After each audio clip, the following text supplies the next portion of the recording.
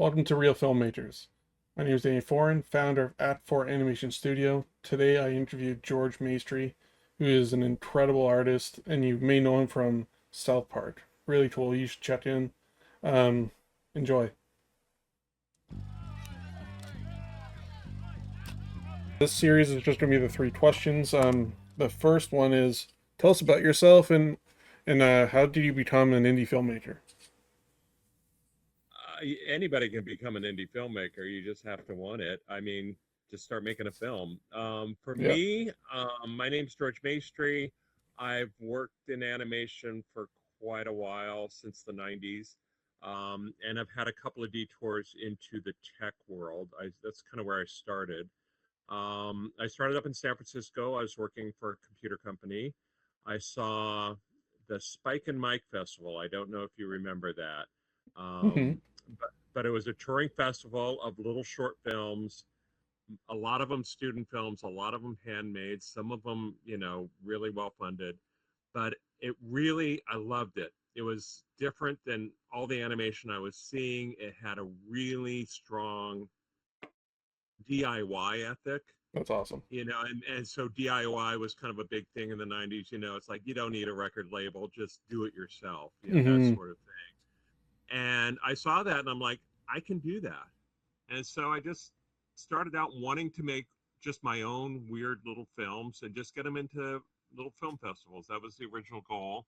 So I found some classes in the Bay Area, started making films, met some people, helped them with their films. One of those people was Joe Murray. Oh, cool. He created Rocko's Modern Life, and I helped him ink and paint his film. He pulled me aside and said, "Hey, I've got this thing going with Nickelodeon. You want to help me?" Yeah, sure, whatever. Yeah. And next thing I know, I'm quitting my job, going to work full time for him to finish the Rocko pilot. And then a couple months later, we're all moving down to Los Angeles to work on the show. Oh, that's amazing. And and so I came in as a writer, and then I managed to stay employed in LA for quite a while.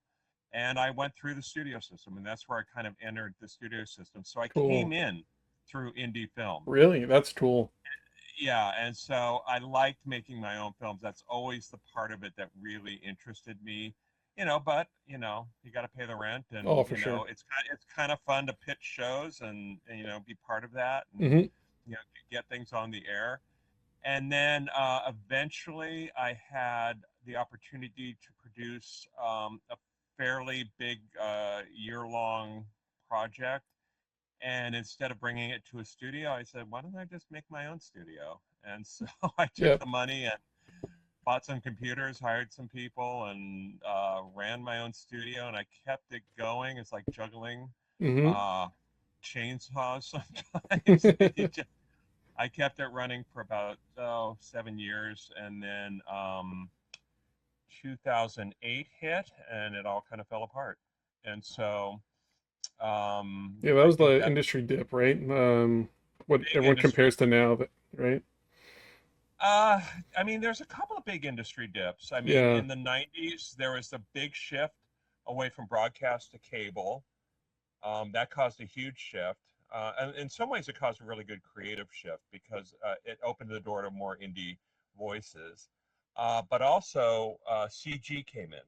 Yeah. And so there was that whole contingent of old artists who sat at a light table with their pencils, and some of those embraced the technology, some of them refused to put down their pencils, Hmm.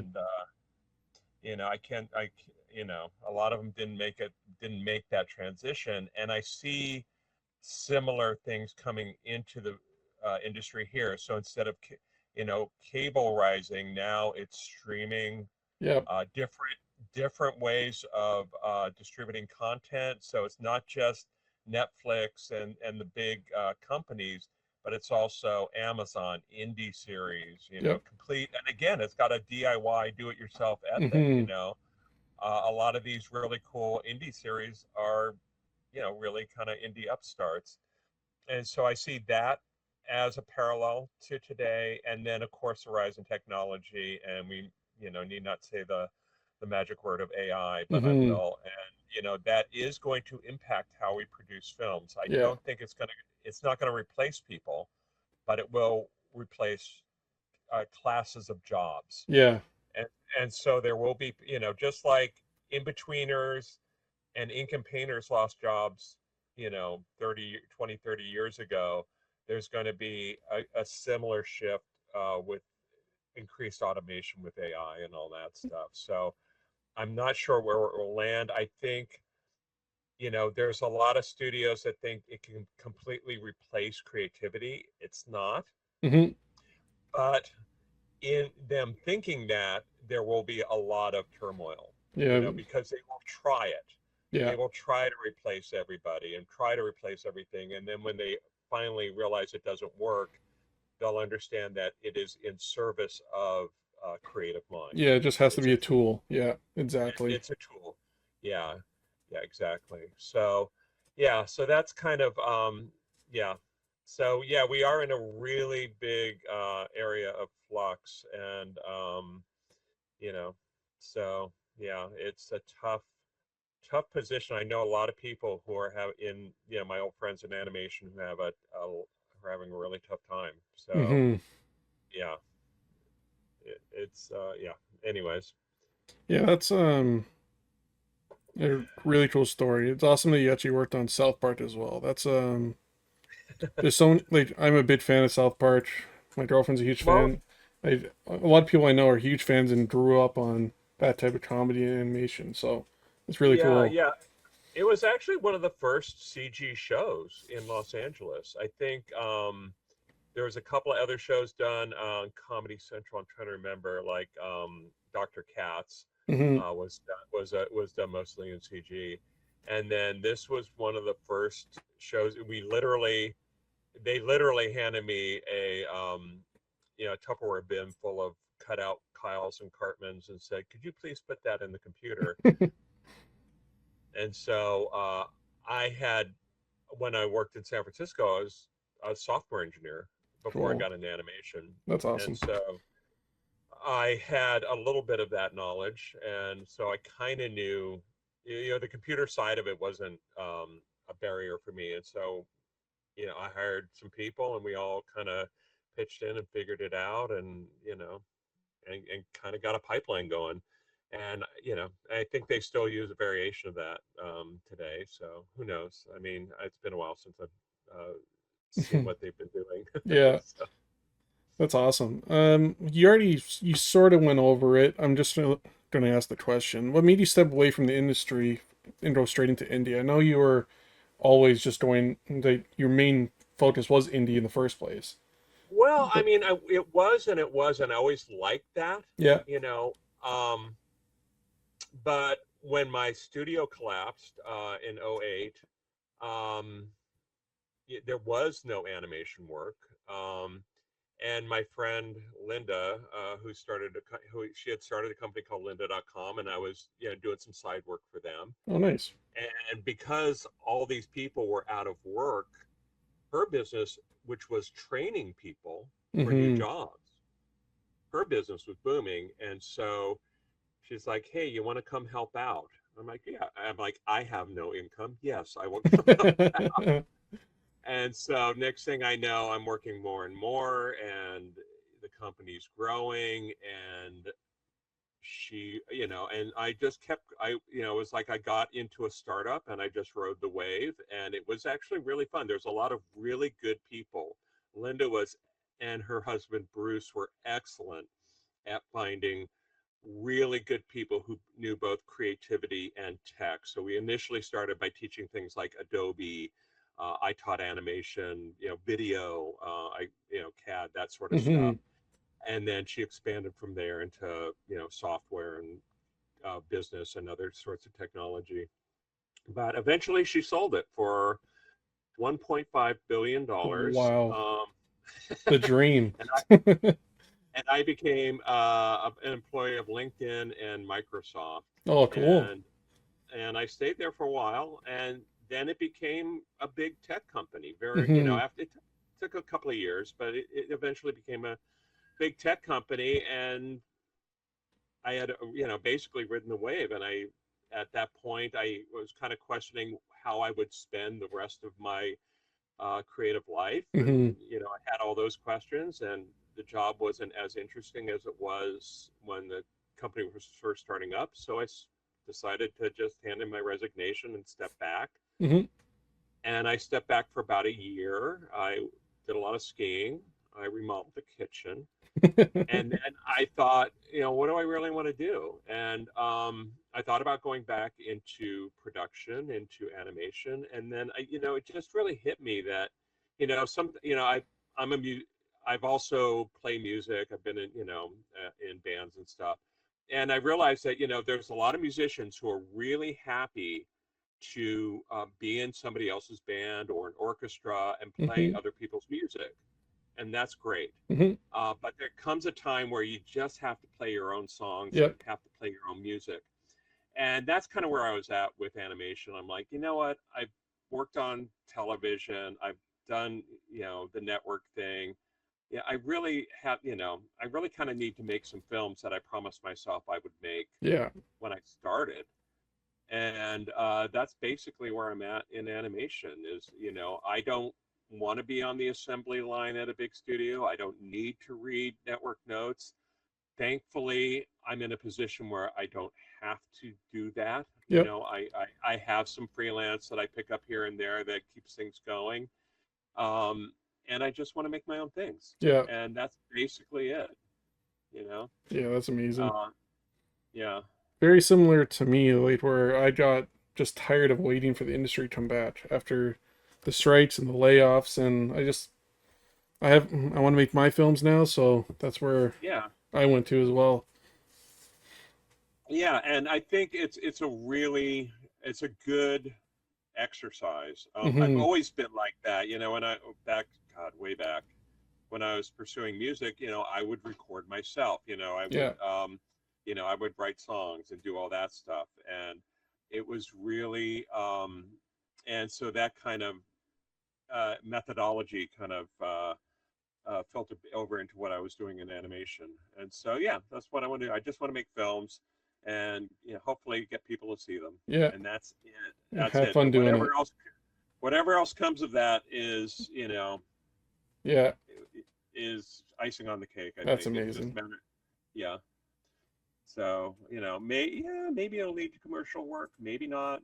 You just whatever. You never know. What I'm comes, that open comes. to it. Yeah.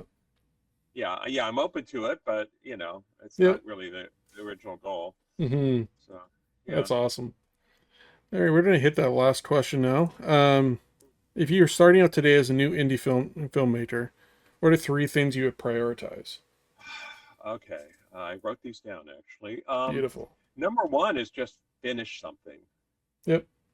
I see so many people that start a film and they bite off more than they can chew, or they get distracted.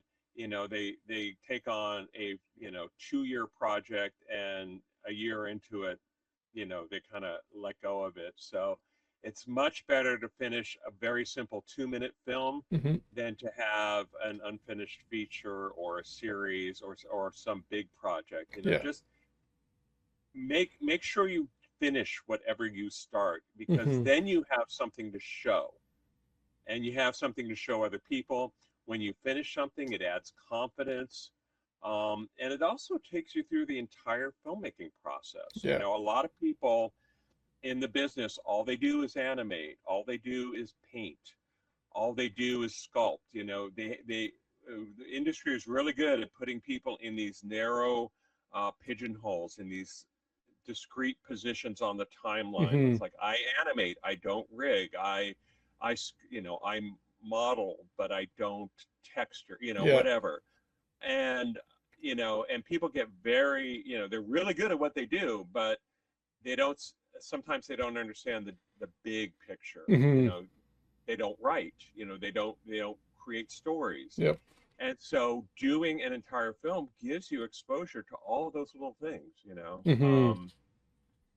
And so you understand the entire pipeline. It makes you, it makes you better as a filmmaker, Yep. obviously, but also can make you a better, more versatile employee if you do choose to go back Yeah, for sure. into production. So yeah, and then number two, I really I would encourage people to find their own unique voice. I mean, I see a lot of people, they're growing up, they're influenced by Pixar or anime Hmm. or whatever, Disney, and their art is really closely aligned with those styles. Yeah. But the bottom line is we already have those styles. Hmm. So, you know, don't I understand that that's kind of how you naturally draw because that's what you grew up loving or or whatever, but use those influences to formulate your own style Yeah. and set yourself apart, because if you have a unique style, it will set you apart and make your films more noticeable. Hmm. Obviously it has to be, there's the level of quality and good storytelling and all that goes into it, but if you have the same story, in a style that everybody recognizes that looks like every other film, it's not going to stand out as much as if if you tweak it and make it look like your own style. And Yeah. so, yeah, find a unique voice. And it could also be the way that you tell a story. Hmm. It doesn't have to fit the standard archetype of of 3-act play or whatever it is. Yep. And then finally, just talk to other filmmakers. There's really no school out there. You can go to Cal Arts or one of these great animation schools where they force you to make films, and that's great, but that's a rare opportunity for a lot of Hmm. people. But the ability to just get in a room with other people who are making films and doing the difficult work that you do is invaluable. Making these things is kind of a lonely pursuit. It's a lot of self work, a lot of self directed work, and sometimes you can't see the forest from the trees. But, I just was up in Portland at the film festival. I ran across some people I knew, and it was great just to talk to them. It's like, yeah, it took me 2 years to finish this film. I'm like, okay, I don't feel so bad when I'm Yeah. in, month 16 of mine. Hmm. It's like I don't feel as bad. I'm like, God, will I ever get this done? And you talk to people. It's a great film, but it took them 4 years to finish it. Yeah, Um, that's like my hope with this whole series is like just to show people they're not alone in this, like trying to yeah, make it. And also they also get everyone's perspective because everyone has a different journey and everyone's yeah, just trying to get through this industry as well as they can. yeah. And then talking to other people, you get references. I mean, I Yep. found a great composer at that film festival, and I think Hmm. he's going to work out really wonderfully. I was just talking to somebody who I ran into at another film festival, and it was like, I need a composer. He's like, look at this guy, he's really good. And he Hmm. handed me a card, and I'm like, oh, okay. And so I looked him up. I loved his website. I reached out to him. It was great. He's a That's good guy. awesome. So and then just understanding that it kind of just having that sense of community really does give you a little bit more of a sense of support, because again, this is a lonely pursuit. It's a lot of making your own animated film is a lot of work, Yeah, and getting those little doses of motivation can really help you get over that finish line, give for you sure. that persistence that you need. Yeah. Well, and thank you so much for your time today. I really appreciate it. I know you're incredibly busy working on your film. If you want to plug anything for yourself or anything like that, go ahead. Yeah. Um, Actually, not really. I mean, if you want to look at what I'm working on, just georgemaestri.com, and that's where it is. So I'll be posting. Right now, the film I'm working on is about toast, and it will. It's mostly there. As we start to get into production, which will be very soon. I will start posting more images and clips to my website. Right now, awesome. it's a little sparse, but I'll start to fill it out a little bit more. So, Awesome. yeah, cool. Well, it's great talking to you. Yeah, Absolutely. you as well. Thank Okay. you so much again. Okay. Take Great. care. Talk to you later. Bye. Bye.